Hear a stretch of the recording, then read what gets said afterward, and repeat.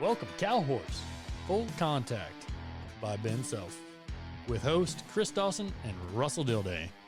Cow Horse Full Contact is a view into the industry from our eyes, seeing some of the people that we've seen and grown up with, and getting to hear some of the stories we've loved our whole cow horse lives and would like to share with you. And along the way, we might come up with a little bit of information that helps you on your journey in the cow horse.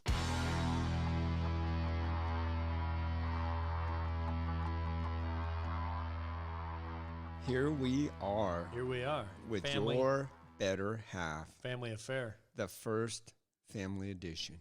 How to save someone. This is kind of like the movie Grease.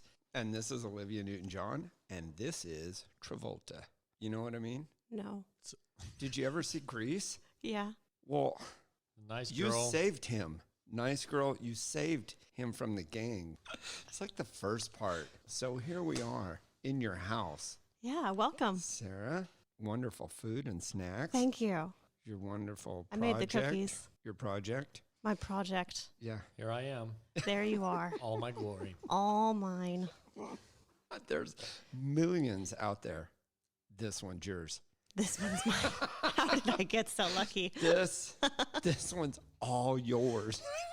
Yep. Fighting them off.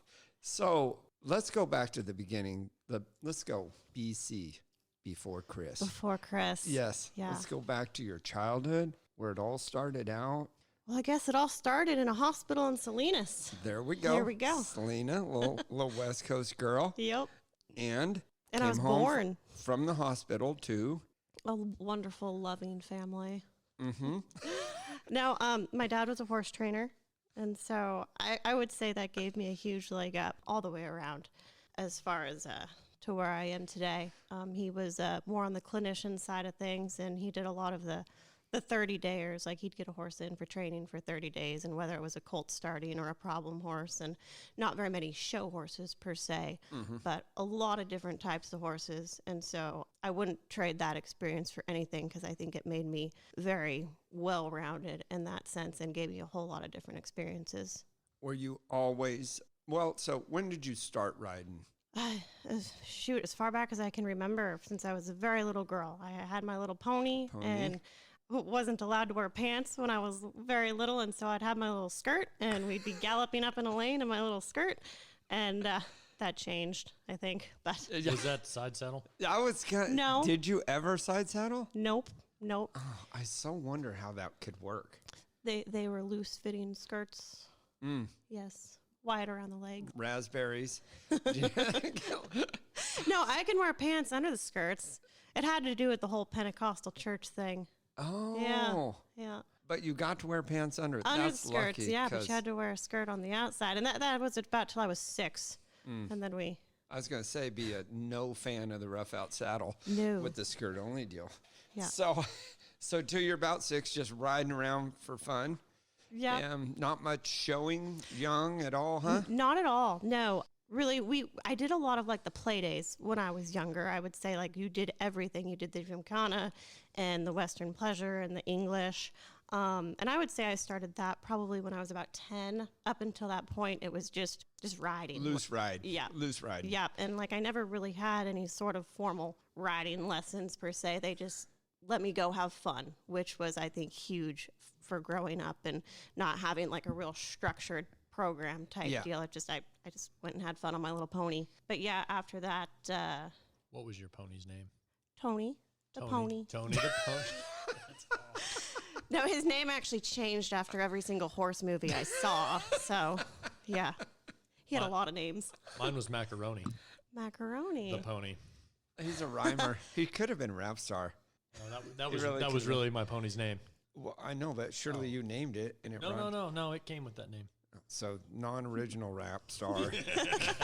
Don't give me so much credit. Copycat rap star. That's what he would have been. In sync. Lip sync. That's what his name would have been, lip sync.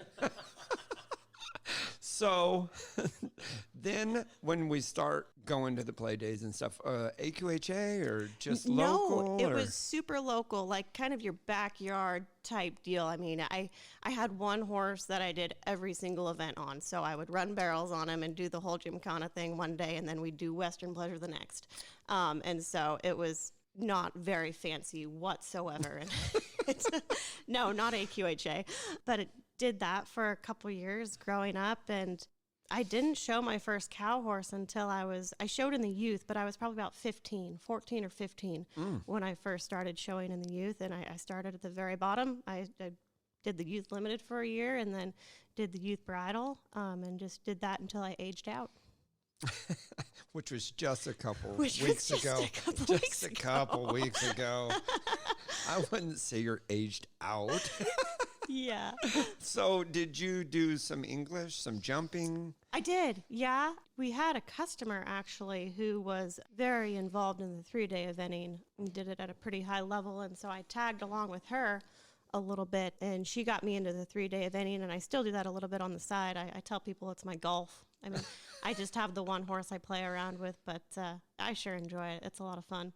So when I watch you ride, I think your equitation is just so much better than most people. Oh, it's just natural talent. Well, you got equitation and no picker. So, so did your seat come from English or from, how did you develop? I'm not Or did you just sit that way? I would say I just sit that way because I didn't start off English. I started Western, and if I entered an equitation class in English, it would be terrible. I've done that actually, and I don't want a thing. So by English standards, I have terrible equitation. So everyone in the cow horse like, she'd be great at English, and everyone in English like, she must be really good at Western play. Right? I just don't fit in anywhere. It's a terrible state of affairs. So you go through your 12, you're kind of just playing around, doing some barrel racing, doing some everything. Mm-hmm. And then are you thinking about being a trainer at that time or what? I wouldn't say no. I'm not. That never really crosses my mind one way or the other. At that time, I'm just having fun with horses. I'm a little horse crazy girl. So no, I wouldn't say that at 12 years old, I'm thinking, what do I need to do next to become a successful horse trainer? I'm just having fun. I mean, that's what my life revolved around. I mean, I went on independent studies at 13, so I could be home with the horses and travel around with my dad to clinics and stuff. But I wasn't really aiming, I don't think at that point, to become a horse trainer. It's just, I loved it. Just life. It was just life. Yeah, it was a way of life for us. So did you go to college or? I did not. So I graduated high school at 16 because I skipped 2 years somewhere along the way. And She passed her brother. I was going to. I made an appointment with a college counselor. I showed up, the college counselor did not, and I never went back. Hey, this was not meant to be. It was not meant to be. Yeah. I'm out of here. Yep. That was the year I had my first snaffle bitter, and John Rozier offered me a job. I was 18, and kind of one of those things, nothing was planned, but I'm like, that sounds fun. Let's go do that.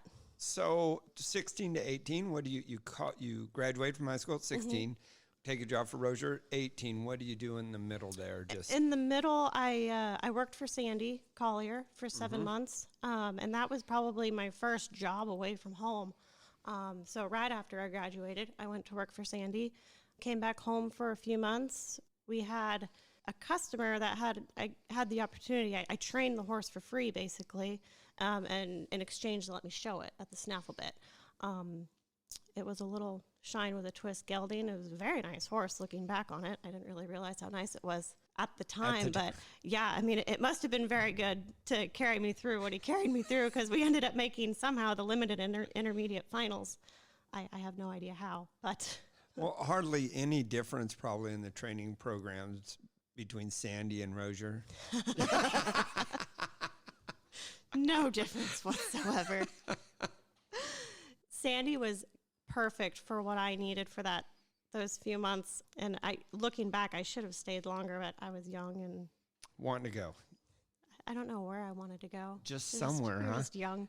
Yeah. But no, because she was very structured and gave a lot of instruction, where John, and I, Chris is laughing. I loved this about John as well, because you had so much freedom to work horses in a sense and just figure things out. But there was not a whole lot of instruction and hands-on stuff. And so you learned by watching. And I was there 2 years. I wish I would have stayed there longer as well, but just got a lot of opportunity to ride a lot of different horses and do really a lot with them. I mean, I think it's hard to find a place to go where you do get that opportunity as an assistant trainer. And so I really got a lot of opportunity there. I was pretty much in charge of the 2-year-olds and got a couple show horses, and was very fortunate. And so John was a huge stepping stone for me in my learning curve and trying to figure everything out, just because I got to do so much and had so much hands-on stuff there. It's pretty nice that you got to go to Sandy first and get Sandy has always been so impressive to me for her appearance on a horse and how in control and structured and a pretty rider she is.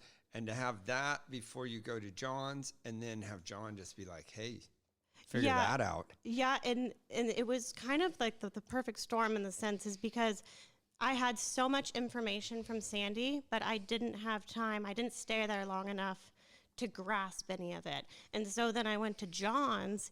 It's not like it was a completely new, different training program. He didn't try to throw a bunch of stuff at me. But like as I was there throughout the time, I can kind of like think back to what Sandy was telling me. And I'm like, oh, so this is what she was talking about. This is what this is supposed to feel like. And it's like I was able to kind of sort everything out while at John's. And I say, it almost sounds like I became what I was, but I mean, you're always learning, but it was huge for me for those couple of years, and was able to learn a ton. You know, and I would probably venture to say that one of the coolest things about being at Rogers is when I was young and first started, I don't know anybody that had more grace in the fence work than John Rozier, and could do it on a horse with way less buttons. Yes. Like, his natural ability was crazy. Yep. So being around there watching it It is incredible how much feel that man has, because, I mean, those horses that he's showing are not nearly as trained as he makes them look. And it's amazing that he's able to get them to give the appearance of being so broke, when, I mean, really, it's like he just almost molds with them and becomes one with them, and he has so much feel to get around that. And and then you're watching him, and those horses were so good to him because, and I feel like he didn't overtrain. No. Like, they just like you said, they became one. It was like his horses were part of him. Yeah. And he just knew how to ask, and they're like, you bet, man. Everything just looked so natural and so unforced, and he really made a very neat picture. Very was neat how happy his horses were, and at every speed. Yeah. He is so fun. Yeah, I mean, he loves his horses too. He'll go out there and he'll just spend hours on one horse, just cruising around the ranch, I don't know what he's doing. He's just walking here and there, but I mean, just in his own little John Rozier world and loving every minute of it. Yeah, yep. He is so fun. He was so fun. He was such a influence to so many people, and still is. He's still doing phenomenal. You see him all the time. He's one of those guys, when you see him, you're so happy to see him. Everybody's. And the horses got to feel the same way. Yeah, no, he's like a second dad to me. I mean, I really treasure that time that I spent there. It was a very special time in my life. And then you got all that time to hear what Sandy had told you, and you got these horses now, and probably for years you're like, oh my God, that is exactly what she meant 3 years ago, when you thought you knew what she meant. Exactly. And then, yeah. And then you feel it and you're like, oh, so this was it. Yeah. Wished I could have felt that sooner. Right. So you're at Rogers from 18 to 20? Yeah. Give or take. Right in there. And then Then I left again. I went to Texas. I went to Carol Rose's for another year and some change. And that was a good opportunity as well. Got to ride a lot of very nice horses and be around a lot of great people. And so, yeah, that was a very neat opportunity. And looking back, like I say with all of them, I wish I would have stayed there longer too. Yeah. You can never get enough. Never get enough. Yep. No. So when you got to, say, even at Sandy's, how much of a foundation had you gotten from probably your dad, your family?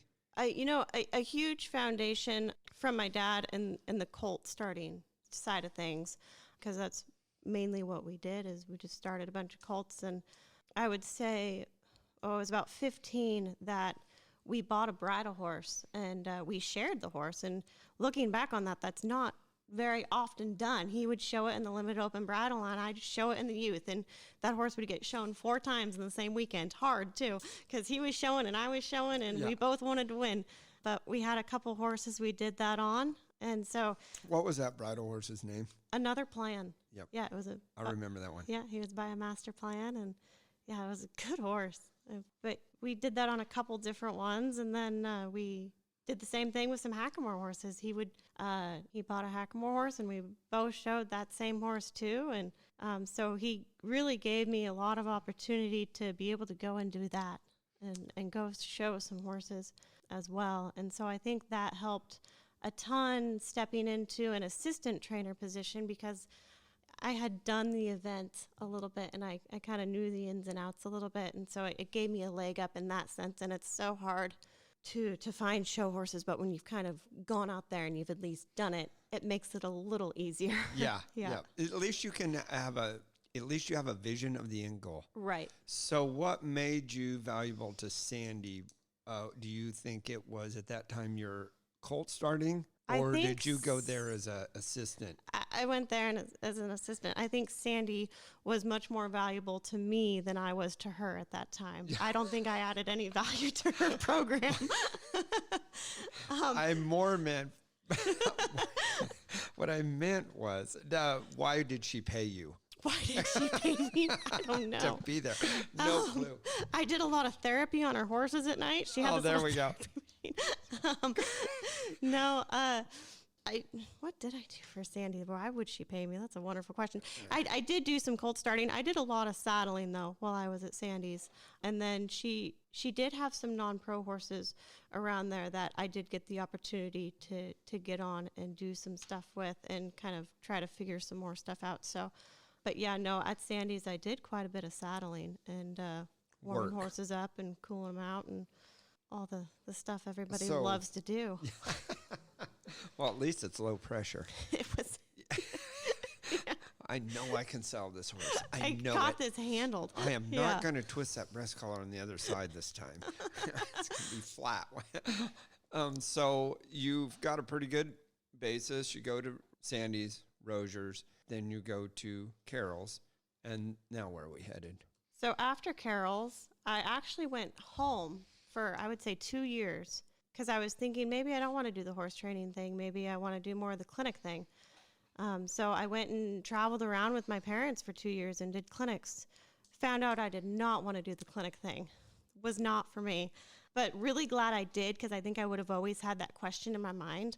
But once I did that for 2 years, I was ready to definitely jump into the horse training thing full time.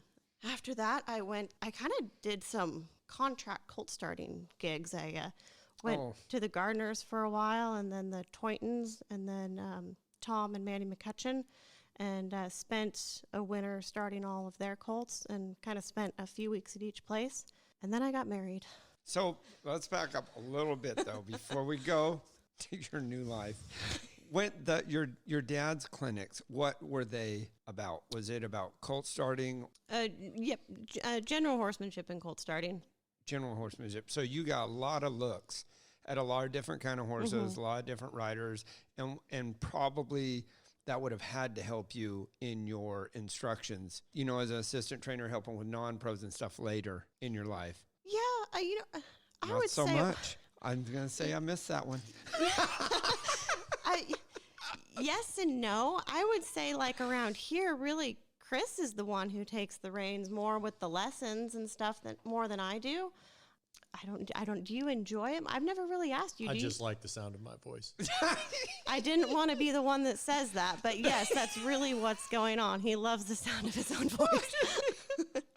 And who doesn't?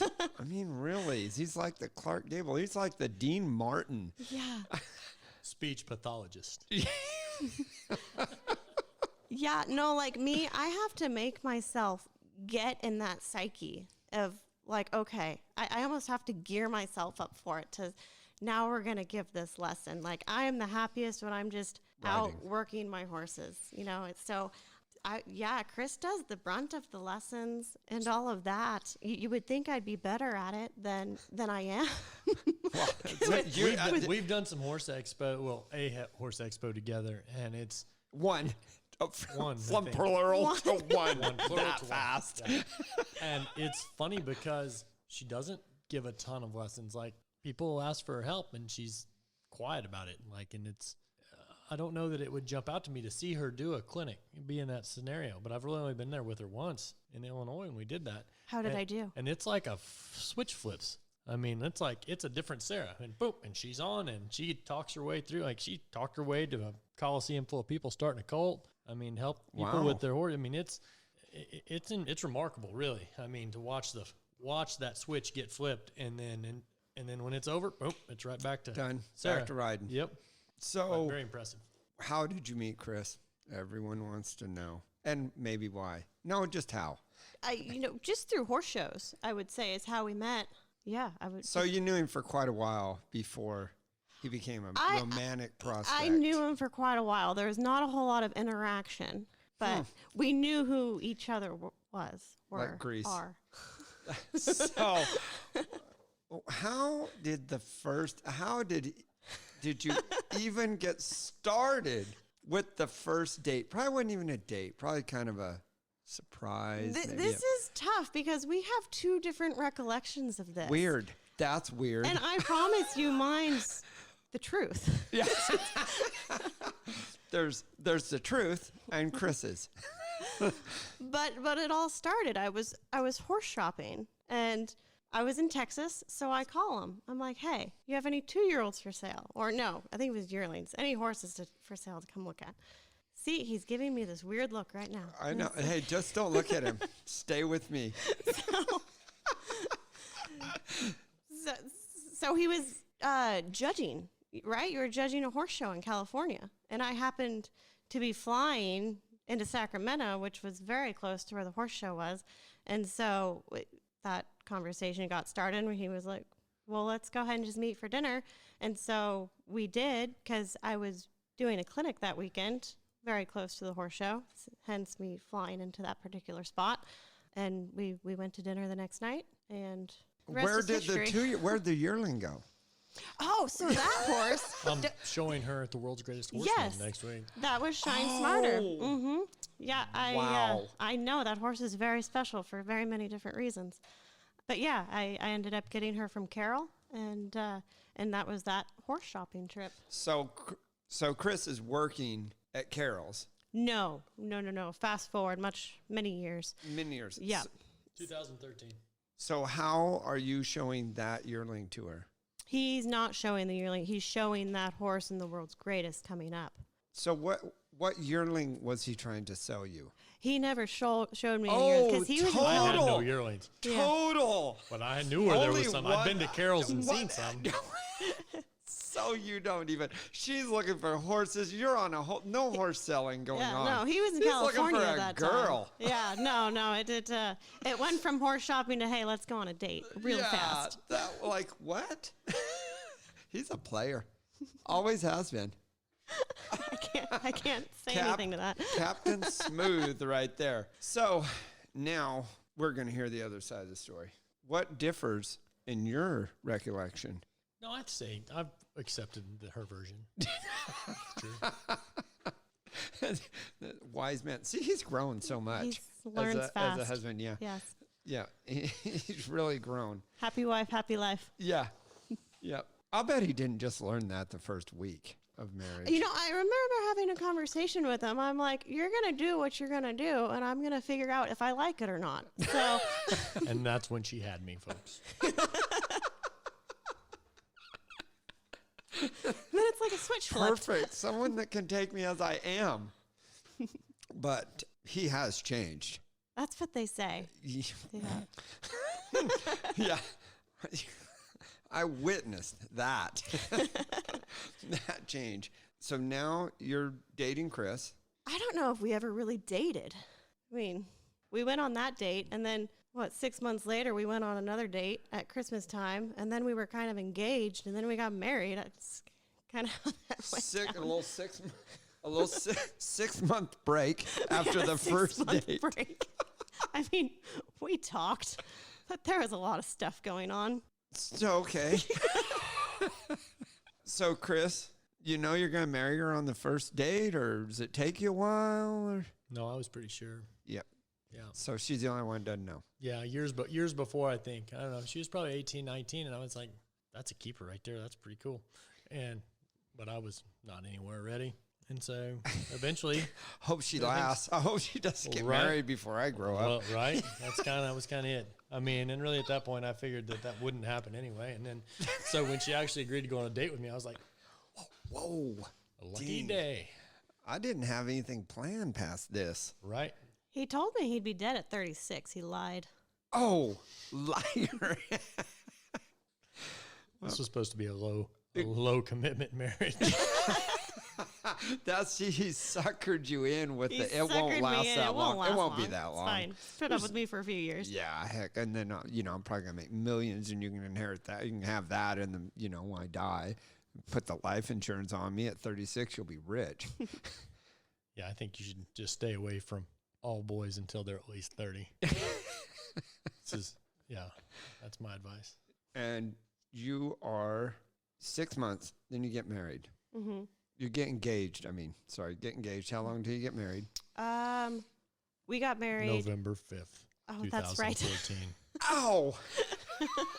I did better than Matt Cook. Way better than Matt Cook. That's impressive. Very. So now you're riding for yourselves. How do you get from Carol's to being together and training on your own? Yeah, I'd say we got married and we kind of just started Dawson Performance Horses. Well, you already had Dawson Performance Horses, so I guess I just jumped on board. Just came part. Yeah. Yep. Yeah, I just made it so much better. So what everybody really wants to know is, what did your dad think? And you're like, hey, look what I got. Luckily, I don't think my dad really, he knew Chris Dawson, but he didn't know Chris Dawson. Oh, so lucky. That saved me there. My parents love him. They didn't know. They didn't know. They didn't know what I knew. And then you changed him before they could see him. Exactly. Great. Yeah. Great plan. Yeah. No, Dad loves him. Mom loves him. Everybody loves him. See, everybody is shocked. And you now have a straight shot to heaven. Saved one. Free entry. Free entry. You can do some bad stuff and still be maybe get in. Yeah, she's solid for sainthood, y'all. Solid. So you guys get started, and where do you go live first time? We were in Jacksboro. Texas. Jacksboro, Texas. We were there for a short time, and then we moved to Don Murphy's place in Bernieville, Oklahoma. You guys are renting before Dawn's? Yep, renting, and then rented Dawn's as well. We were there for 2 years? I think so. Yeah, 2 years there. And then we moved on to the Circle Y and was there for another year and a half, and then rented that as well. And then really just had to have an indoor arena. The business had grown enough that we just couldn't do it anymore without an indoor. You couldn't haul enough horses. You can't do it without ground in the winter. You couldn't do it. Yeah. And so we ended up leasing a place there in Aubrey for a year. So how many horses do you guys have when you get married, do you think? It's probably keeping 25. 20 to 25, I'd say. And then, there was probably 12 pairs, mm-hmm. something like that. Yeah. Yep. And really the same in Bernieville. I would say we kind of kept that number 20 to 25 with no more than 20 payers. Yeah, we had Lee and Ashley Deacon had gotten married, and they were leased leasing that that barn. back barn from us up there, yeah. Yeah. So just like a little commune. We all lived in the same house for a while. Then up to Circle Y. And about the time we were leaving Circle Y, we kind of almost backed ourselves into a corner because we got so big that our business outgrew our credit, basically, and we needed so much place. And it was hard for us to find a place that could really support what we had going on, because we needed 40 stalls and 2 arenas, and we just needed help housing and no down payment, not enough for the down payment to make the whole deal. Enter Bill Lewis and Homes and Horse Properties, and they were really instrumental in getting us set up. They were, and we were able to showed us what we needed to do and get the place we have now, and now we're hopefully permanent residents of Perrin, Texas for a while. How long have you been here? Going on 3 years. Wow. Time flies. Fast. Fast. Very fast. So you have moved in full swing now, and you've done some showing, but with you and Chris together, what are the dynamics at home and on the road? So in the beginning, or what they've evolved to now? Let's start at the beginning. The beginning? So when it first started out, he was pretty established, and I would say that I was just coming on, in a sense, in the horse show scene. I mean, I'd shown a couple of snaffle bitters, but enter Shine Smarter again. She was kind of that one for me. My parents owned her, and she was the first horse I made the snaffle bit finals on. And then that kind of segued into the derbies. And so she really opened up the doors for me to have the opportunity to ride different outside horses, and people kind of trust me to go show them type deal. And so I showed her, it was the second year we were married, I think. And so really after her, things kind of just kept rolling and haven't really stopped. 2015, right? Yeah. Yeah, 15 snaffle bit. Yeah, and so she really opened up the doors for me to be able to show some nice horses and customers to be able to trust that we can go get something done. And so, as you know, I interviewed Chris, and I felt like you two getting married was a perfect storm for both of you. Yeah. I felt like you're tactically were phenomenal early on, and I just thought it looked to me like you turned loose more after you've been around Chris for a while. Is that? Yeah, most definitely. And you know, it just so many things happen. I mean, you get better horses, and really just having someone to ride with every day, day in and day out, being able to bounce ideas off each other, and maybe we shouldn't do this, maybe we should do that, and you just constantly get better and improve. And I mean, there's so much that goes into it. I mean, you can talk about mental preparation, the show pen, and all that stuff, but yeah, there's just a lot has really come together over the years, and it's amazing how far it's come in a short amount of time. So I feel like a lot of the people that we talk to in the cow horse world have a good relationship, you know, with their wives or husbands or whatever. And I feel like it helps with your confidence level, because it makes not losing not so important, because you always have someone. Did you find that after you got married? Was it I may have lost, but I still got Chris, and no one really wants him, so I'm pretty safe with it. So, or was that even any part of, just the security of a marriage that's working? Yep.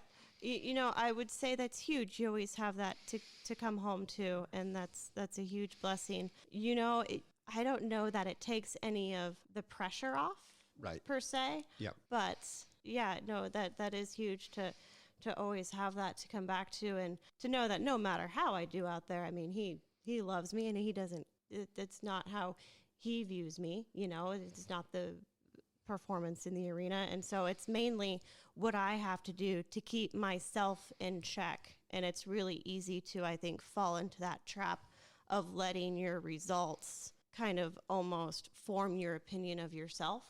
And you can sit here and say all day long, oh, don't do that, but it's something like I think every competitor has to work on and struggle with and keep their self in check. And It's like you go win. It's great for 15 minutes, but you're going to be right back at it 15 minutes later wanting to go win again. And so it's like you have to find something outside of the winning and losing that gives you worth and a reason to get up in the morning.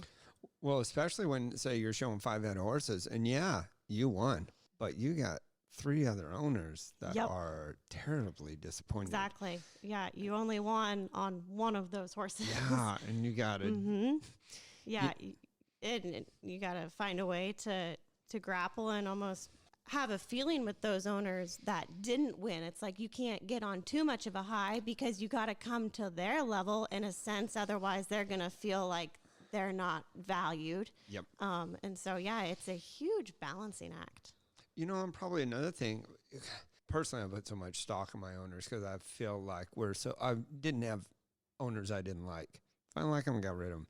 If, what do you need them around for? But when those owners leave you, some that you really liked, and that was a struggle, but you have your husband or wife that's never leaving. Exactly. I mean, it feels like sometimes I think the marriage, and some people get by without them just fine, but having had one, it really secured you when times got bad. Yep.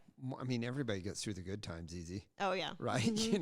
But that support when things got bad where you just, at least you had somebody. Yeah. To have that rock that you could always turn to, it's huge, I would say. How often did you ever think someone would think you were the rock? Yeah, that's something special there. Especially somebody that's nice. I know. Crazy. Olivia Newton. Right. Sandy. So, Chris, we got to bring you in a little bit. Sure. I mean, I'm here for you. You just got to give her a break. So, a lot of talking for me. I know. I love it. I knew you could do it. Yeah. I remember you at Rogers. I remember Mama before she was Mama. So when you've did it, what do you think it changed? Either with your showing or just with your life at home coming across definitely somebody? Just your priorities shift so much, and I don't know how to say it, but it's just like she said, it's not, I know that it doesn't necessarily take away the pressure because I know that if I go do good, like say where it's super nice is if I'm having an off horse show, chances are she's not. And so it kind of keeps everybody going. And to speak to those owners' behalf, I think a lot of times them owners want to be on a winning team, right? And so even if their horse maybe didn't do as good as we wanted them to this week, as long as one of us had a horse that did good, well, it kind of lifts them owners up. It gives them something to celebrate. Now, maybe their entry fee got forfeited this week, but they're still part of the group and they're still, there's a party going on, or something, and they're having a good time and enjoying themselves. And hey, it'll probably be my horse next time, and that I think keeping it and just the more having both of us, it just lets more chances. It's just more chances. It's just more lottery tickets right there, and so that part helps a lot. But I know that there's times when, say she hasn't made, if she doesn't make something in the finals and I have 1 or 2 in the finals and I don't do as good as I wanted to, man, I feel terrible. Like, I feel like it was kind of on my shoulders this week and I didn't get it done. And I feel bad for her for that, and that part, like I say, so I don't know that it really takes the pressure away. But it, like I say, it gives you more chances at it and gets you more tokens in the machine. And even if people want to congratulate people. So say, sir, maybe you don't do good, but Chris does good. Your owners, even though they didn't have a great show, in the barn, there's happiness, and no one wants to be the one that doesn't congratulate. They're friends with Chris. Everybody's friends within the barn, and it's fun to have a friend do good, even when you don't. Oh, yeah, of course. So that probably helps. So I hadn't really thought about that, doubling the chances of doing good just by having 2 trainers in the house. Did you bring from your life as a kid? Probably Chris already kind of had the training going on and the billing going on, but was there maybe not? I'm trying to see where this question develops. Was there, when you came in and you guys are both starting to train together, was there a lot of changes in the billing, or was it kind of set up and going? Did you kind of have an idea about, how to bill the customers and making it all work, making the payments and all that? Or Yeah, no, he had a real good billing system that I stepped into. And, once we got married, I took it over, but I just followed what he already had in place, and it was a great system. And we might have changed a few things over the years. The budgeting got drastically improved. The budgeting, yes. The trips to the corner store for the beverages. Yeah. wow, there's about a 25% gain on income. It's amazing how that happens. Amazing. Yeah. No, just when you start a family, you kind of start thinking of the future, and maybe we should start investing and saving and not just spend all of our money on this or that and new horse trailers. And so trucks, it's crazy. And so, we've probably made the most changes over the last few years in that sense and managing. But no, as far as the billing, he had a real good deal set in place that I stepped into.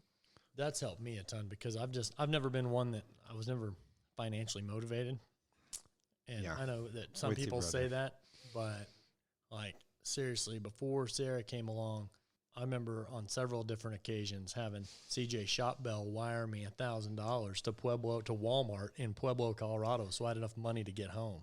Because, like, seriously, because he got married first. And he had a place, and he wasn't, spending all his money on self-improvement and like self-improvement. I like it. Well, I mean, like entry fees. I mean, I invested deeply into myself. Invested a lot, like beyond my means. And so that part, it takes a lot of pressure off when you have enough money to get home from the horse show, whether you win or not. Oh, because, my Lord. No kidding. Seriously, Pueblo, Colorado, I think I went first and second at the pre-futurity up there and did not literally have enough money to get home. Couldn't put fuel in the truck to get back to Texas. And so I've rode that boat. why CJ's wife allowed him to front me some? I was like, listen, I think if I hadn't won, I think they checked the internet. They're like, did he really win? Does he have money? Like, I have checks in my hand. I just can't cash them, and I have to get home. And so, here's to friends. Yes. Hey, you got to have friends. And it's a real relief for your friends when you meet someone like Sarah. Right. Takes a lot of pressure off. God. We didn't think he was ever going to find anyone. I don't have that number blocked. I remember going to Queen Creek one time and had to find change in under the seat cushions in my truck to buy chicken in Tucson. And then Bob Scott gave me money. He cashed a check. I was like, he let me write him a check and gave me $2,000. And that's what we lived on in Queen Creek and got home on. That was in 2012. And just the other day. 8 years ago. Yeah, that's been a while. Those were Traveling Jones days. And thank God for that horse. I wonder if your parents will think less of him after the interview. Oh, it's hard to say. They're probably blinded by now. See all of his goodness. Yeah. No slave to fashion. So now you got a place going. What do you think about your future? What are you thinking about for your future? What do you worry about towards the end of your careers? Towards the end of our careers? Yeah, 5-6 years. No, I mean, how are you trying to set yourself up so that if something goes wrong later, you've seen, we've all of us that have been in this have seen what can happen to old trainers that don't keep anything back. Right. And it's just hard. Yeah, I would say the biggest thing that we've done we've gotten a very good financial planner that knows all the ins and outs of the horse industry and knows what the traps that the trainers fall into. And so she's really tried to set us up as far as putting money away and putting money aside and to be thinking about that, because we don't have a retirement account that we're going to get. I mean, what we have is what we create. And so no one's going to be sending us a Social Security check when we're 65 years old. So to have that and to have that plan in place and be acting on it now while we're still young will be huge, I think, for later on. So what do you guys think your biggest misconception was before getting this kind of help as to what you wanted to do going forward, what you thought how you thought you were setting yourself up versus what you're doing now? Right. I would say the biggest thing is we always thought our place was our biggest investment, which it is. It's a great investment. But I think we were both kind of under the impression we're going to get a place and we're going to pay it off as fast as possible. And our financial advisor can tell you much more than I can as to all the reasons you don't want to do that. But Enter Carrie Vollmer. Carrie has been a huge help to us. But instead of so you're putting that money away somewhere else and making it work for you, and you're collecting the interest off of that money. And so that's been huge to kind of change our thinking, among many other things. But I would say that was the biggest one where she helped us with. I think the misconception comes in that we're not really making that much training horses, and you don't. Like, training horses is a dollar trading deal, but in that dollar trade, you just stash a couple away. And I think I was always of the mindset that, man, I can only got a little bit that I could do away with. And it's amazing how fast you can add it up. If you get disciplined about it, you can get some money put away if you just make yourself do it. And that, I think, was a mindset shift for me as far as, Sarah coming along and getting Carrie involved. And, those things really helped a ton. And like I said, more so than I thought. I mean, like you say, because it's not like you're putting a lot away. You're not big chunks, really. I mean, every now and then, you get a win or whatever, maybe you get a little chunk. But other than that, it's just that little bit every month. And just that little bit every month, it's shocking how much it'll. So then you're taking that money and you're investing in stocks, or you trading on horses, or are you getting in the livestock with it, or are you going on paper with it? No, not necessarily into the livestock. But yeah, I give it to Carrie and she does smart things with it. Yeah, you're trusting someone. Yeah. We try and put a little in. If we can breed something, we access some good mares and stuff like that, and try and build a little bit of inventory without getting horse poor and having that's too easy many. To do. Right. Easy to do. So do you guys think much about developing brood mares that you could live off of later, or not so much because of the amount of overhead it takes where you can have riding horses here? We kind of made a rule a while back and said we're not going to breed anything of our own or put any money into it as far as purchasing embryos if that mare hasn't won 100,000. Because there's so many out there now, and you can't hardly make any money on them. And so if we do anything, we're usually buying an embryo from a customer, and then we'll use that. We usually sell them before we have a chance to develop yearlings them. Or before you even have to ride them. Yeah. And I mean, whether they stay in the barn or not, they're still not ours. Like, we have a nice 3-year-old that we were excited that we ended up selling, but we sold her with some embryos. So we get to retain some embryos. 2 3-year-olds or 2 3-year-olds. Oh, gotcha. Yeah. So, but I mean, as far as really planning for that, I don't know that you can plan for that. There's so many things that have to fall into the right place for a horse to go win $100,000. So I think the first few years in the breeding, when we had TJ, I think that was another misconception, is I think I was able to come across some mares cheap that were nice mares but weren't proven winners and producers, and I thought that they had the potential to produce some nice babies. But then we looked up and we had 10 or 12 non-payers in the barn, and now you can't sell them yet because they're not doing anything, and you're 3 years away from them really being wow, you get yourself in a bind quick there. And But so, yeah, but the hay company probably gave you sure, time. yeah. Oh, and yeah. The Yes. shoer probably shot them until they were worth something for free, huh? Exactly. Yeah. So we tried to Vet bills. bring that quality up and the numbers down as far as the our inventory goes. I would say that's the biggest thing. We keep That- inventory around, but it's not very much, and they're usually pretty good, the ones that we have, because they're too expensive to have. Yeah. Just And if they're not, I'll try and move them quick, even if First even if loss it's is the least. That's it. Yep. That's it. it's If it- almost if it cheaper to doesn't give them work out. away. Yes. You know, It and I would think- stop the bleeding. I learned that from Carol's too, because I mean, I'd see those horses go through a sale somewhere and she'd no sale them at a certain price. And then we take them to another sale and she'd no sell them at less money. And then she'd end up selling them a few months later for less money. Like if she just took it the first time, even if it wasn't what she wanted, it would have been way money ahead. And, and obviously she's great, but I saw those instances happen and I'm like, ooh, be careful with that. Yeah, that can get, you can wish to have the last offer. That's so disgusting. If I could Watch the profit on television. It's like the first offer will be the best one. Always, yes. Yep. So back to when you're first starting to show more, what was probably your biggest breakout horse, Sarah? That mare, Shine Smarter. I mean, I would say without a doubt, she was the one that gave me the opportunities that I have now. And the confidence.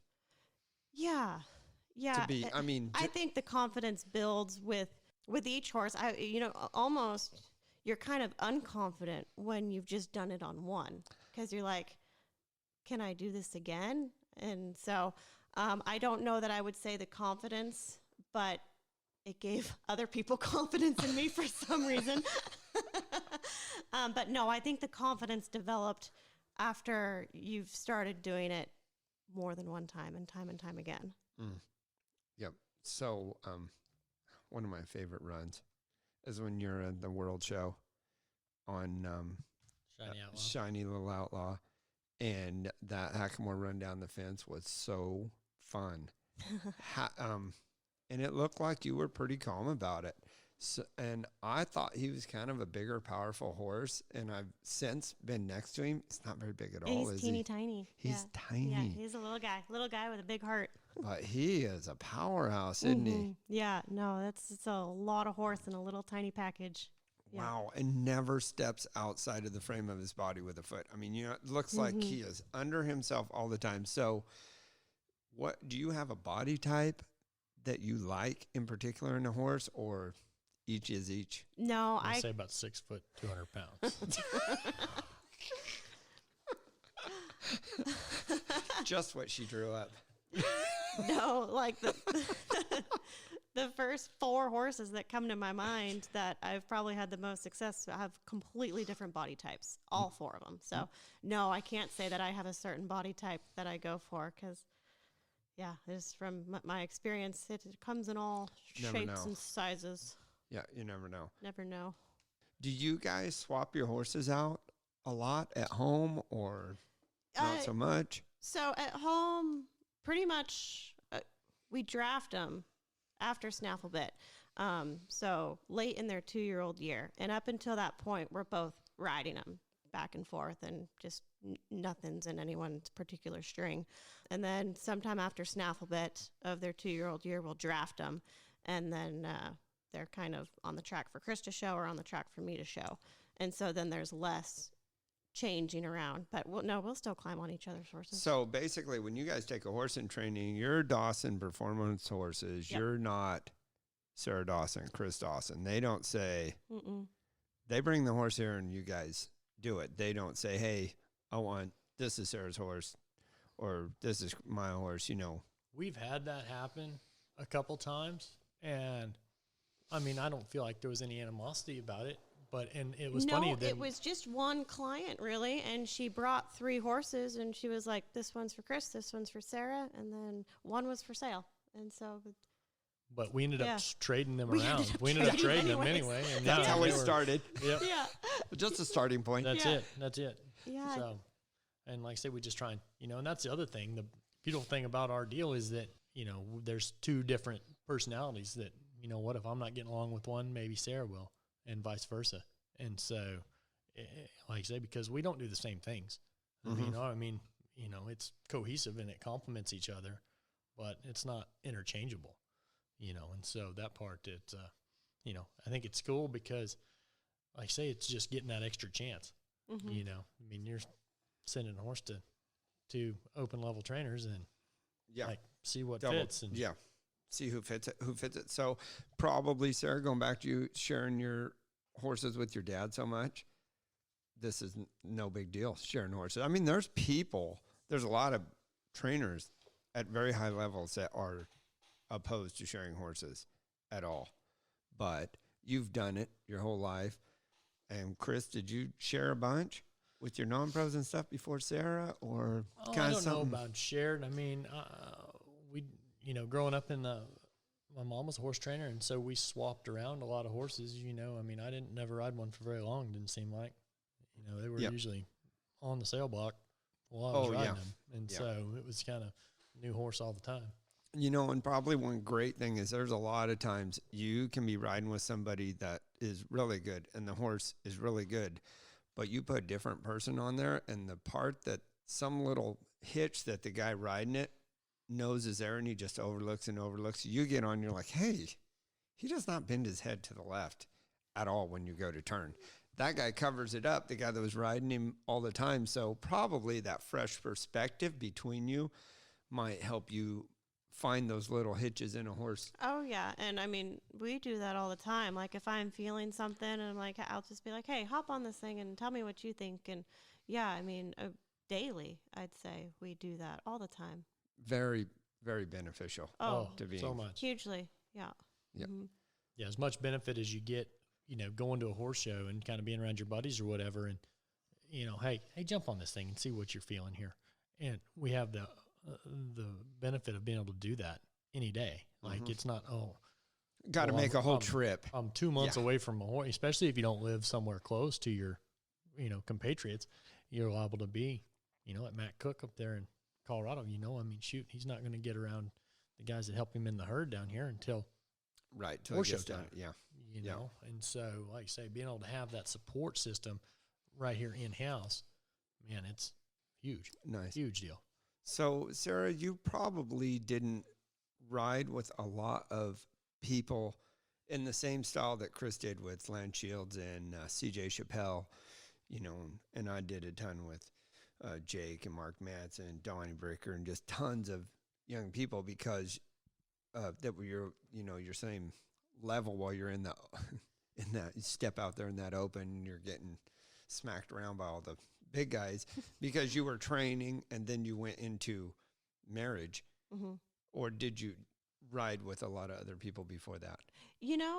Maybe, yeah, I never really thought about that, but maybe not so much as what you're talking about, to where you just go haul over to your buddy's place. We do it quite a bit now. Like we'll go haul over to people's places all the time. But yeah, early on, I was kind of always working for someone or was a kid. And so, yeah, I didn't have like those few years of being out on my own. It was just me, and I'm going to go spend a weekend with this friend or go hang out with this friend and just ride and bounce ideas off each other. Yeah, I guess I did not have that as much. Yeah. Like you see Justin Wright, Justin Wright and Probert and Clayton Etzel and all them guys. You've seen so many groups do it, but rather than go through all them people and decide who you like, you just married your support group and it's really the only reason I married him. Yeah, basic. That's basic. Anybody can figure that out. that 6 what? Are you sure you're 6 foot? 200 pounds of beautiful right there. So let's go back to the money. Back to the money? Yeah, okay. Back to the money. With getting help with your financials, you're saying that don't pay off you don't want to pay off your ranch too fast. You would rather go get something where your money's making more money, your extra money, because basically what your advisor is telling you, look, your loan on your place is cheap interest. It's as cheap interest as you can get. That's the last thing you need to pay off if you can take that money and rather than say saving 3% interest, you can go over in these stocks or bonds or whatever she's putting you in, you can make this amount of money. So I don't know. I haven't done a lot of financial stuff, but I'm guessing you're looking at 7 to 10% gain or maybe more. So if you're making that kind of gain versus saving 3% on your loan, it really makes a lot of sense. Yeah. And I mean, you think about it, there's so much money that goes in and out every month. Your mortgage payment is a small percentage. And so really, if we didn't have that mortgage payment, it's not going to change our lives very much with our particular situation. Everyone's different, I'm sure. And so another point that she brought up is, say you pay off your place and you're still not putting any money away. You get 50 years down the road. Now you want to retire and you have a worn down place that nobody wants because it's worn down and it's tired and you don't have any money to fix it up. So someone would actually want it. And so then you're taking a huge hit on selling your place because you can't market it because it doesn't look any good. And so that was another reason she said, hey. Yeah, so if it's not prime real estate, now you're looking at a loss here too. Yep. Unless, or maybe you go along and you keep it up the whole time. And when it gets time to retire, you have a nice place to sell. But now the only way you can retire is selling your place. And you built this thing that you want to stay in once you retire. Well, now the only way to retire is to sell it. And then what? Right. So, I mean, just another thought. And another then, caveat. And maybe for you guys, just thinking while I'm listening to you, you had to buy so big by the time that you bought that it's such a hard nut to crack, but it has a low interest rate. Maybe it's even less equitable to pay it off, to focus on paying it off first, whereas maybe somebody with a little bitty place that could get it paid off quick, then maybe it might be a little better for them. But, you know, it really makes you understand that the money deal is a whole new game, and getting a little help really opens a lot of doors. Yeah. It's like training by yourself and go get a lesson. Right. You can't get your left turn forever. You go, this guy tells you in 2 minutes, hey, dude, you need to bring your hand back a little bit, and suddenly your left turns there. Probably same thing with financial advisor. Huh? Exactly. Yeah, And I tell you, I think huge. it's something that gets overlooked a lot. You know, I mean, everybody's out looking for help on how to get their horse to turn around better, and nobody's out looking to figure out how they're going to retire better. You know, and I mean, I saw enough guys that, you know, I was really good friends with John Hoyt when he was living in a travel trailer on the back of Pete Kyle's place, and I'd take my assistants over there, be like, this is horse training. This is what being one of the best horse trainers in the world will get you when you're 80 years old. Living by yourself in a flipping travel trailer, right? I mean, that's scary stuff. Lonely. I mean, and yeah, scary. So that, like I say, I tried to take all my assistants while John was still around and just take him up there and, you know, let him have a good day and have some young kid want to talk to him. Yeah.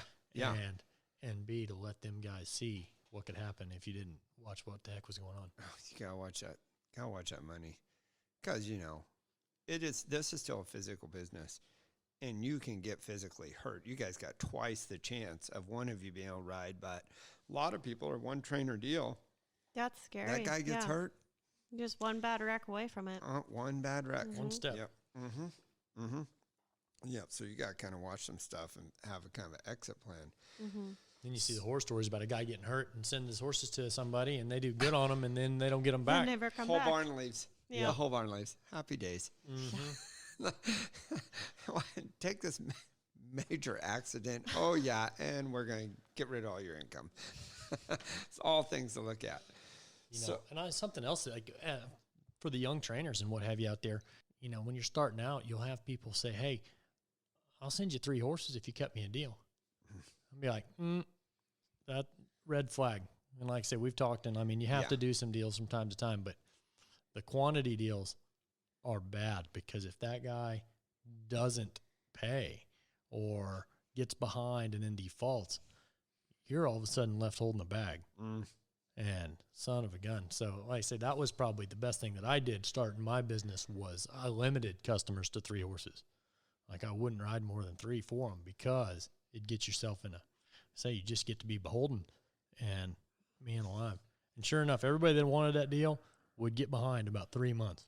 And I'd be packing them for about 10 grand. Isn't there an old saying, Chris? Putting all your eggs in one basket? Yeah. And you see it so much, it scares me. I see them young guys starting in businesses and get 5 or 6 horses for somebody. I'm like, man alive, that deal goes bad, I'm going to be back to riding 2-year-olds for somebody. Yep. So, Sarah, what did that run feel like at the AQHA? ADD much? What?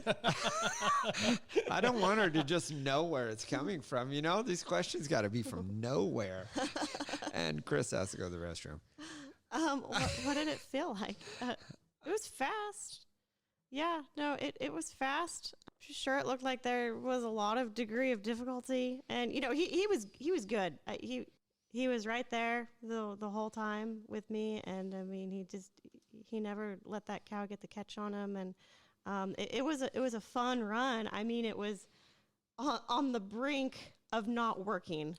Yeah, right on the edge. So when you ask me how it feels, I'm trying to put into words, well, how did it feel? Stressful? Yeah, it was. I'm glad it worked because in the midst of it, it felt like it was not working. I'm glad it did.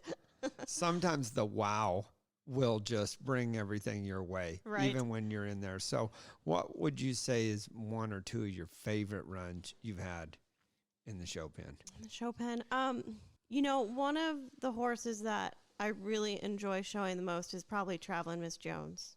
And the fence runs that mare is able to put together. You know, she's a big horse and she's long, but she can do crazy stuff with her body, and she tries so hard all the time. And so I don't know that I can pinpoint just one particular run, but I would say as a whole, the runs that I've put together on that horse, she's just been so much fun for me. So is she one of those ones that feels she does not struggle to get to the speed? No, she's so fast, and she can just be anywhere, and she never really gets herself in a bad spot. But like for how big she is, you think she would, but she figures out how to get her big old body where it needs to be. And yeah, I would say that I've had the most fun runs on her. What was Now I missed on that horse something fierce too, because that mare was one that as a 2-year-old, she was a nice horse, but her neck naturally comes out pretty high, and it's a lot of neck. And she's almost ewe-necked. I mean, she's funky. got a lot of neck. Mm-hmm. And this was, like I say, very early in our marriage. Mm-hmm. And we had her there at the house, and I had some people come, and they wanted me to have her. They, they weren't comfortable with Sarah yet. I mean, and they were looking for an open horse, and I was like, man, I don't know about that one. To be a dead-on open horse, I don't know if conformationally, if that's really what I'm after, and I don't know if I'm going to let you spend your money doing it. Well, and so we kept her with a customer that had been in-house, and they were Steve Roseberry. And well, that was also before I'd shown Jules. Yeah, right. And so, yeah. Yeah, and so it was early, and Steve was like, whatever you think. And so I said, well, let's let Sarah show her. And she loved her and really thought I was a little silly for not picking her. And she showed me that I was very wrong. Sucker. And she outpicked the heck out of me that year, because that was, we get we get a lot of questions a lot of times about conformation. Like, what do you look for in a colt and this and that? And well, I missed the heck out of that rascal. I'll promise you. I mean, because I'll tell you, I'll own that one on the chin all day. But, well, Chris, we get that all the time. A ton of the questions are about that, what to look for in a 2-year-old. And conformation is a good guide to help you do some picking. But, man, you throw a leg over, and some of them, you don't know until they're you just get on them. and it don't. So probably my favorite 2 horses are Miss Plain or the best 2 horses for me, and Top Sales Rainmaker, nothing alike. Mm-hmm. I mean, they're nothing alike. Yeah. One's a little bitty, like a little pony. One's a great big mare. You don't ever know. No. And back in the days of, say, Rozier had Odomaster, his head came just straight up out of his shoulders, straight up. But there was nothing that horse couldn't do. No. I mean, conformation goes so far. Yeah. I would have to I mean, wouldn't you say that confirmation is as important for selling your horses as it is for knowing if you can win on them? Yeah. Maybe more important. You're trying to, like, you guys are getting embryos out of horses that your idea isn't that, hey, we're going to get this embryo, we're going to ride this horse till it's a bridle horse. You're like, hey, I want an embryo out of something that looks good as a yearling that we can sell, make some money on. Yep. Probably confirmation is more dramatic there than once they bring them to you, you can't just say, that one He's won't gorgeous, but no, not going to work for this. Yeah. Yeah. Yeah, you run into that a lot. We have a question that Yeah. came in on the Facebook Messenger. So if you guys have any questions for past or future interviewees, feel free to hit us up on Cow Horse Full Contact Facebook page. But this one comes from Kim Rounds. She says, you have a pretty diverse equine background. What are the biggest things that you've gleaned from each discipline that you've shown? And the countdown begins.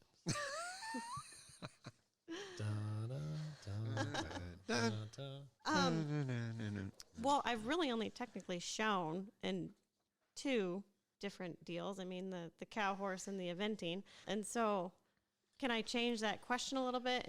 Well, I think she probably goes to the colt starting competitions and some of those other things and all the that different, you've done. Yeah. I think that's really helped me in my training now to be able to adjust to horses and not have to have one certain mold that fits me, because it's like I've been able to be around many different breeds and different mentalities, and so to really have that as a foundation, I think has helped me a lot get along with a lot of different horses that have different mentalities now, rather than needing a certain cookie cutter that fits right into the Sarah Dawson training program. It's like I can almost kind of shape myself to fit a horse.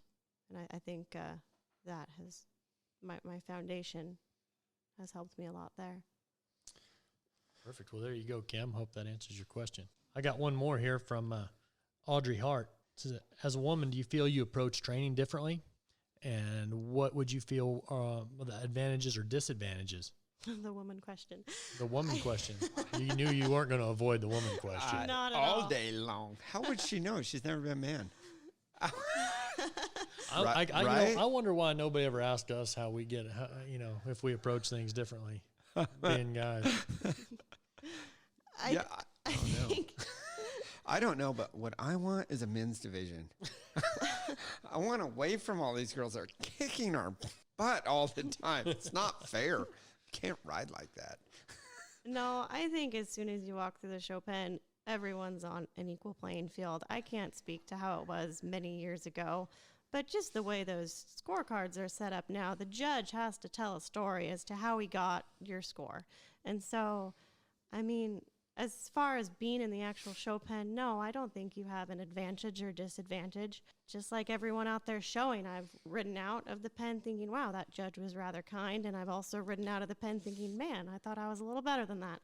So, no, I don't think I can really play the woman card at all. There's so many things going on in there, Sarah. Have you done much judging?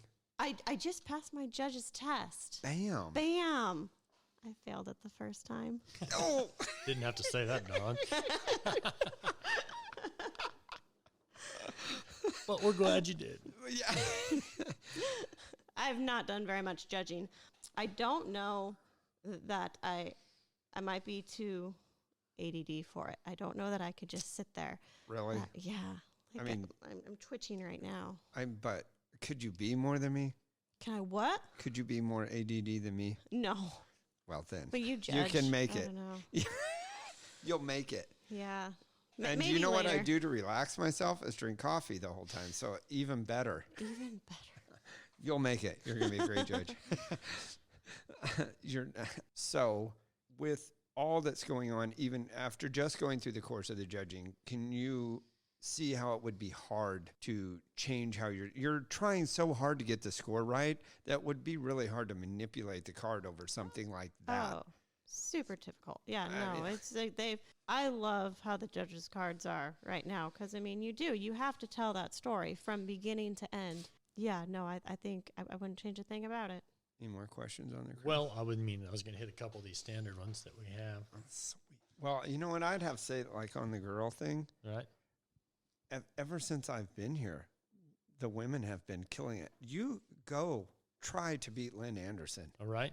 Oh, when I came, her and Sandy Collier were in Annie Reynolds. I mean, Jiminy Christmas. And everything's changed. Cards have changed. Styles have changed. Everything. They were. Yep. It's just a matter of Yeah, I don't know why there aren't more women in it. I don't know. I think they're everywhere.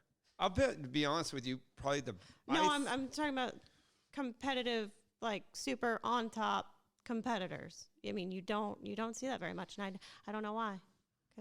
Because I mean, as far as the judging goes, same. Yeah, it doesn't matter. Yeah. Yeah.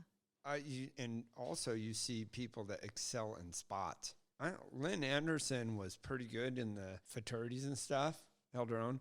But you give that lady a bridle horse, and everybody that's who you have to beat in there. I mean, just unbelievable. She was so fun because she gave you so much. She went so hard, so fast, and her horses could always handle it. I bought one from her a couple years ago, and I said, "What don't you like about him?" She says, "I'm just not sure if he's good enough down the fence." And I was like, "Well, the last 4 I've seen you go down the fence on, like you were upset if you didn't mark a 22." So I'm like, I think I can probably deal with this. And sure enough, that horse could have been a little better down the fence. But you know what? Even needing to be a little better down the fence, I think I was a 23 or something on him in the finals of the Snaff Biffeterty. So it was like, hey, that was still pretty okay. So I'll take Lynn's, the one she's a little worried about down the fence any day. Good enough for me. Right. Little old me. So, Sarah, if you're talking to younger trainers, what do you think is one inherent trait that it's imperative for a person to have to be successful in the horse business? Addicted to failure? Nice. Because you're going to do that a lot. So that brings me to another one. How do you feel about failure? Embrace it.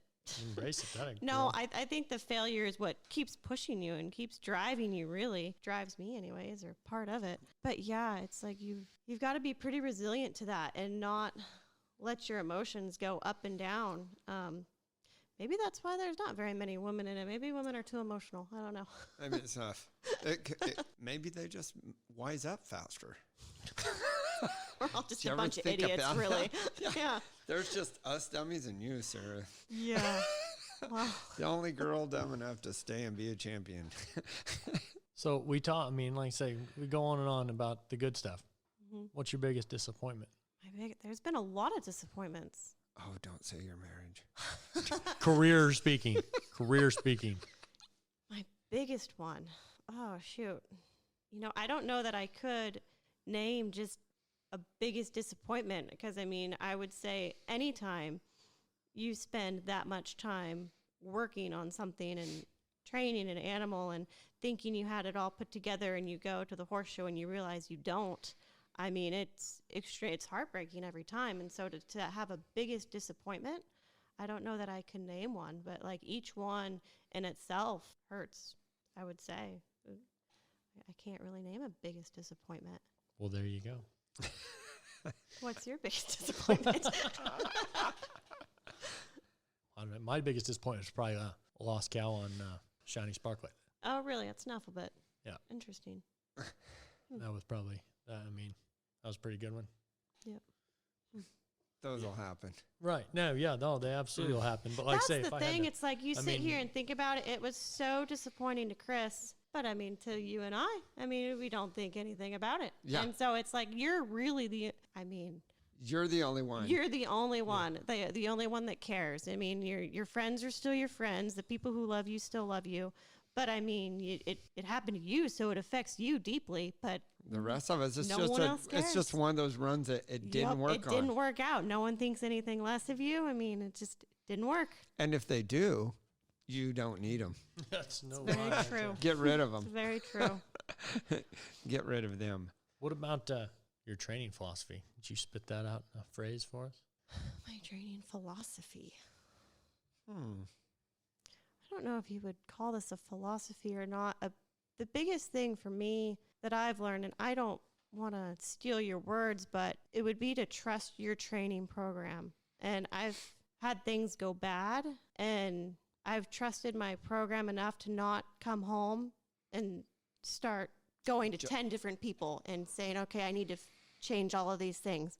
But to be able to come home and trust my training program, but maybe need to figure out a little tweak that I need to make. And probably the biggest example was a couple years ago. It was at the futurity, and my horses felt great going into that horse show, and none of them really got down the fence. I mean, it's like they weren't embarrassing, but they were pretty average. And so coming home, it's like I didn't question my training program so much. It was more maybe what else I needed to incorporate. And so in that particular instance, it's like, okay, I'm not going to do any more training, or I'm going to do much less training. I'm just going to go make fence runs.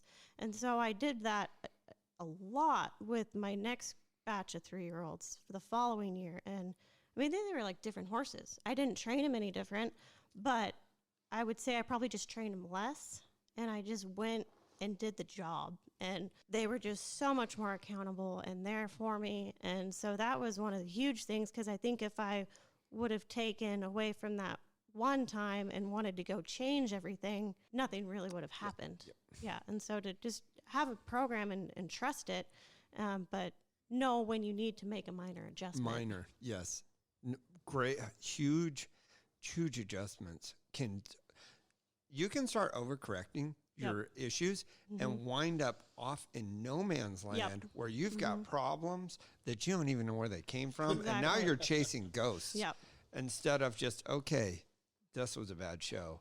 I just need to fix a little thing at a time and see if it works, not just go home and tear the house down. Yeah, because like almost in my particular situation, I needed to go home and quit training in a sense and just go home and go do it and just make my horses, whether it felt good or bad, or just complete the maneuver type deal. And it was amazing the difference I felt in my horses from that year to the next. So, Sarah, you said you don't know why there's not more women that are at the high end of the training. And I'm sitting here thinking about, because in the beginning, there are a lot. I think there's more young girls in the horses than there are men or boys. And sometimes I think the boys just go off and rodeo and do other stuff for a little while. But the great thing about girls, and Greg told me this way early, he says, hey, you're way better off if you're getting help from girls, because girls love their horses. They're kind to them. They don't make them do as much, but they're happy with everything they do. And their horses, when things get really hard, their horses stay with them. Whereas boys are always forcing and making, and, you know, they'll get them horses broke, but sometimes if them boys haven't figured the feel out, when things get really hard, those horses don't stay with them. So it would lead to reason there's more girls and they're better at it. So how come there aren't more later on? Like you said, I think you might, I see more girls at the high level than you probably do. You're one of them, but then there's Aaron Tormino and there's a few of us for sure. But I see your point. Tina Robinson. I mean, there's so many. But do you think that life changes the priorities a little? I mean, I don't know. You know, you guys are still kind of young. I'm not, but you know, I'm hitting my 50s and stuff. And a lot of the guys that become iconic in training, they stay for a long time. And maybe the girls, maybe that's possible that their priorities do shift. Yeah, that's a good question. I don't know. I'd love to get Tina on and visit with her because, like, say, shoot, in 2011, she won the intermediate at Snell Bit Futurity. And not long after that, she had Tegan, and she's starting to come back in that show pen. You're starting to see her at some more majors now, but she's had a little hiatus. Yeah. And that girl's super talented, and I mean. Oh, she's unbelievable. And that, like my wife says, that's the prettiest little girl at the horse show, that Tegan. All right. Oh, she's beautiful. Yeah. Beautiful. She's pretty cute. But I wonder if the girls marrying boys, men, and they're both training, if it changes, the priorities change a little bit, and they let it slide to the boys more, or that what? Might be it, yeah. Where that I would disagree. Well, maybe not in our case. But yeah, maybe where that dynamic changes. And I mean, it's really just, it's finding fulfillment in life. And it depends what you find your fulfillment from. Me, I get it from being a competitor. I love it. And I mean, I don't want that to define me. But I couldn't imagine doing anything else. And so, yeah, maybe when one gets married, starts a family, and say maybe this isn't very important in my life, and they kind of go on and do something else. It's hard to say. Some of the non-pro girls, and like Lynn Anderson never did, but say even Annie Reynolds and Lori Ward and a few of them that just stayed forever. They never stop. That's a different question. I hadn't thought of there not being as many girls at the top end, especially when I'm sitting here and thinking about, my God, there are so many that are so phenomenal young that the boys really, they're awkward and coarse and, geez. Yeah. You're just like, how is that ever going to work? And then they become Chris Dawson someday. I know that, the Art of the Cowgirl out there, they had the world's greatest horsewoman. And that was like something like 70 or something entered out there. So it was awesome. crazy. And I think some of them are entered back here for the world's greatest. And so super excited to see that. Yeah, that was a huge event. I think it exceeded everyone's expectations. Yeah. So, so they're out there. And so, like I say, I don't know if there's maybe a little lack of confidence. Maybe there's just a swing coming, because in the other thing, maybe some of those kind of events bring it back, because I didn't know that the world's greatest horseman was going to be that big. And I remember thinking that the world's greatest youth wasn't going to be. When they announced, I'm like, God, I hope we get 5, 6, 7. When do we have 20? 17, 20? There's 17 this year, I think. I think it was 20-something last year. Holy cow. I think a couple of them aged out. Yeah. Yeah. So maybe just more of that stuff brings it back. But I also kind of feel like Sarah does. It's just when you go in the pen, you're just in the pen. I'm just saying, as an industry as a whole, it is kind of odd that there's so many great girls young that you don't see as much later. Yeah, no, it's very interesting. So, Dawn, if you could say what would be the most important 5 minutes of your career? The most important 5 minutes of my career. And not when you said I do. No, I would say it would be the futurity, Shine Smarter, right before I was getting ready to go into the herd. The two people before me lost cows in that herd. And I don't know why it made such a mental switch for me, but it made me just realize that it could happen to anyone and just go show my horse. And it's just something clicked in my brain right there, and went and showed and made the finals. And I can't really tell you why. But I'm really grateful that those two horses lost cows, because it really helped me get over some sort of mental hurdle You remember that who I it was? had. No. Be nice if you could thank them or buy them a beer or something. And go back. Your look at loss the was my draw. gain. I just so knew that he was going to know who it was. But no, I thought he was really going to amaze us and tell us who it was in front of you. I should have just come on with it with Nothing. authority. That Yeah, would've you been could have just amazing. said anyone. It wouldn't have mattered. It wouldn't have. I would have gone with it. Like, oh, yeah, you're right. Yeah. Just one time. So what's your fun question, but what's your favorite place to show? Be it a venue or just the atmosphere of the horse show, or what's your favorite event? Favorite place to show, I would probably say the Will Rogers Coliseum, because it means you made the Snaffle Bit finals and you're just going out and having fun. So, yeah. Good answer. Right now that's my favorite place to show. I love that Coliseum. Oh, I it's love it. It's got the best It is feel. such a bowl. The people are sitting right on the rail on both sides, and it's so fast and so deadly for the fins. Yep. It's so much fun. Yeah, talking about sudden death. Love it. Yeah. Love One that. bad step and you are. Hey, it's so awesome because you're taking all the pressure off the judges. There's so many people take themselves out that's easy to pick a winner, and that's what we're about. We're not about I'm supposed to be the winner. We're about who gets to be the winner tonight. Yeah. Sometimes it's not you. Sometimes you get beat. Yep. Cool, man. Next time I won't. Next time they'll get beat. Yeah. I love that about that band. Okay, if you could go back in time and tell your 20-year-old self something, some pearl of wisdom, what would you do? What would you tell her? Some pearl of wisdom. 5 years ago at 20. Yeah. It would probably be that 15 minutes after that win, you're going to feel the same as you did 20 minutes before. And so don't put much stock in it is probably what I would tell myself. Because I've learned the more you win, the more pressure you put on yourself to keep winning. You never really arrive and you're never satisfied. And so to just let it be what it's going to be and not put so much stock in the winning and losing. Awesome. That's a good one. Awesome. Well, Sarah, I'm so glad you married him and let me come to your house. Yeah, you're welcome. And when we get a bunch of questions off the internet, we'll have to do another one because I know where we can find you. Know where you live. Yep. You can run, but you can't hide. I can hide. I'm a good hider. She can't actually hide because you're such a distraction. Everyone will go to you. I'm very quiet. Yeah. All right, then. I guess that's the end of that. Cool. See you guys next time. Thanks, on guys. Cow horse. Full Contact.